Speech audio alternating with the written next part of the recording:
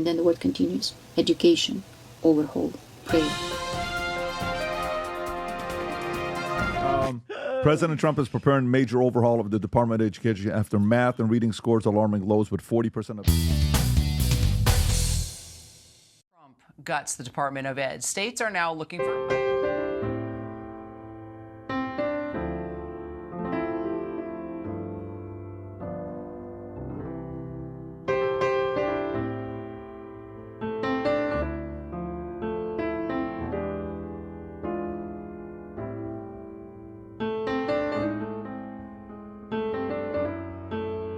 prayer.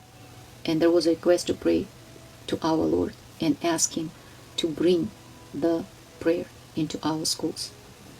And then